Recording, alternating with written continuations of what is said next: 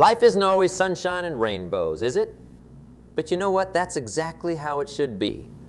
Because without the storms, without the challenges, without the pain, there would be no growth, no progress, no transformation. Think about it for a moment. When was the last time you truly grew as a person? Was it when everything was easy and comfortable? Or was it when you faced a difficult situation head on and came out stronger on the other side? I bet it was the latter, because that's how life works. That's how we're designed. We're not meant to stay stagnant. We're meant to evolve, to improve, to become better versions of ourselves with each passing day. And the catalyst for that growth, it's often pain. Now, I'm not saying we should go out looking for trouble or intentionally making our lives difficult. No, that's not the point. The point is to understand that when challenges come our way, and they will come, make no mistake about that, we have a choice. We can either view them as obstacles that hold us back, or we can see them as opportunities that propel us forward.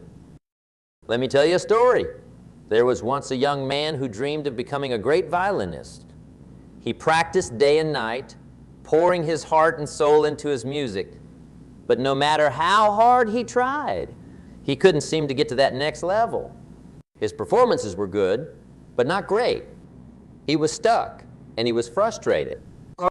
One day, he had the opportunity to play for a master violinist. After his performance, he asked the master, "What am I doing wrong? Why can't I improve?" The master looked at him and said, "Your playing is without fault, but is also without the experience of life. Go out into the world, fall in love, have your heart broken, experience joy, face hardship, then come back and play for me again." The young man was confused, but he took the master's advice. He lived, he loved, he lost. He experienced the highs and lows of life. And when he returned years later to play for the master again, his music had transformed. It was no longer just notes on a page. It was a reflection of his experiences, his pain, his growth. It touched people's hearts in a way it never had before. You see, that's what pain does. It gives depth to our experiences. It adds richness to our character. It transforms us in ways that comfort never could. Now, I'm not just talking about big, life-altering pains. I'm talking about the everyday challenges too. The alarm that goes off too early in the morning, pushing you to start your day when you'd rather stay in bed. The extra rep at the gym that burns your muscles but builds your strength. The difficult conversation you need to have with a loved one that's uncomfortable but necessary for your relationship to grow. These are all forms of pain, aren't they? But they're also opportunities for growth. The question is, are you willing to embrace them?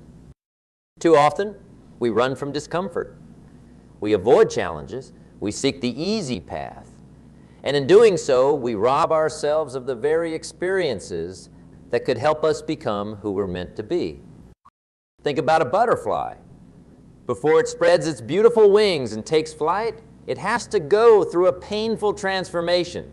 It has to break out of its cocoon, struggling and fighting every step of the way. If you were to help it, if you were to break open the cocoon to make its emergence easier, you'd actually be doing it a disservice, because it's that very struggle that strengthens its wings, preparing it for flight. We're not so different, you and I. Our struggles, our pains, our challenges, they're preparing us for flight.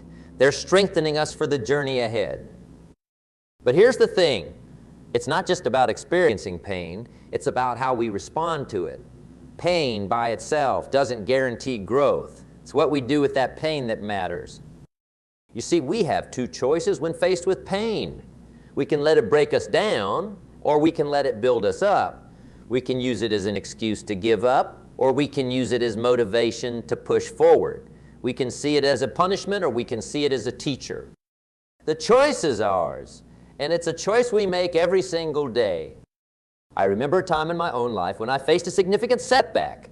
I had put everything I had into a business venture, and it failed. I lost money, time, and worst of all, confidence in myself. It was painful. It was discouraging. And for a while, I let that pain define me. But then I realized something.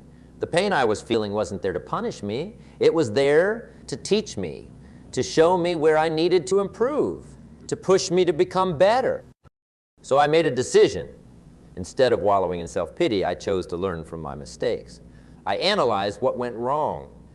I sought advice from those who had succeeded where I had failed. I worked on developing the skills I was lacking. And you know what?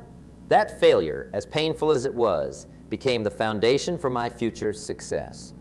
The lessons I learned during that difficult time were far more valuable than any easy victory could have. That's the power of embracing pain as a catalyst for growth. It turns setbacks into setups. It transforms obstacles into opportunities. It makes us stronger, wiser, and more resilient. But let's be clear about something.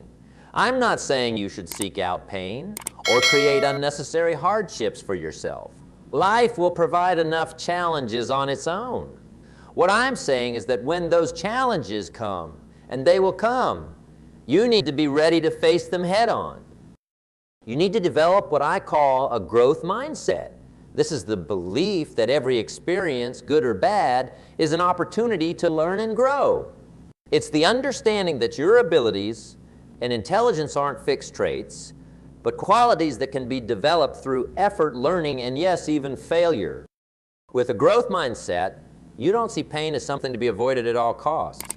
Instead, you see it as a necessary part of the journey.